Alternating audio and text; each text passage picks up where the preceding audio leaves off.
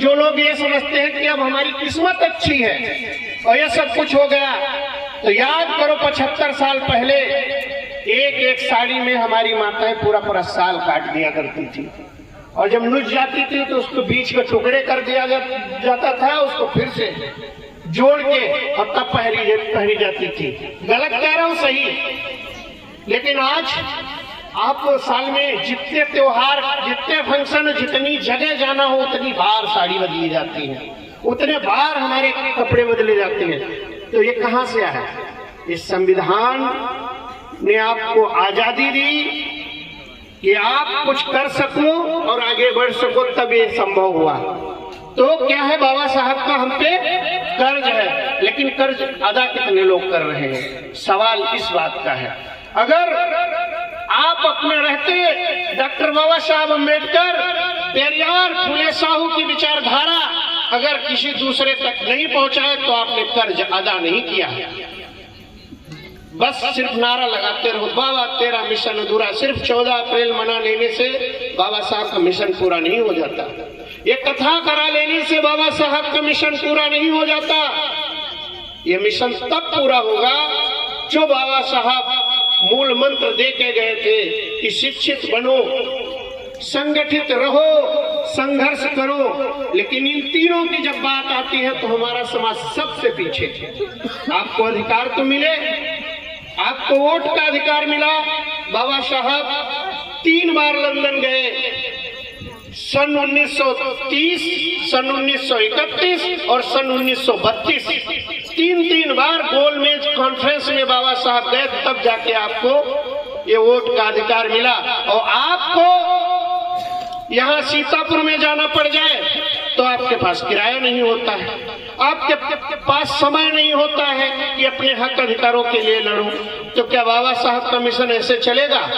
ऐसे नहीं चलेगा। आप लोगों से निवेदन है कि जब आपके हक और अधिकार की लड़ाई हो और आप तक संदेशा पहुंचे तो आप इंतजार न करें कि मुझसे पर्सनली आके कोई कहे तब मैं जाऊंगा। आप निकलो, क्योंकि ये लड़ाई बाबा साहब ने कभी चलाई थी, कभी साहब काशीराम ने चलाई थी। वो लड़ाई आपको आगे बढ़ाना है। ये कोई मेरी निजी लड़ाई नहीं है। और इस समय एक और बात, इस समय की जो मौजूदा सरकार है, वो सरकार में मैं बता दूं कि इतनी बुरी हालत है दबे कुचले शोषित वंचित समाज की, इतनी बुरी हालत इससे पहले नहीं थी। आज बुद्ध कथाएं रोकी जा रही, भैया से पूछ लेना, पूरे जिले में बुद्ध कथाएं रोकी जाने के लिए यही मनवादी सरकार की जो व्यवस्था है ये बिल्कुल आगे आती है कि हम आंदोलन करेंगे, बुद्ध कथाएं नहीं होने देंगे। और इधर से हम लोग हुकार भरते हैं कि ये हमारा संवैधानिक अधिकार है, इसको हम जाने नहीं देंगे।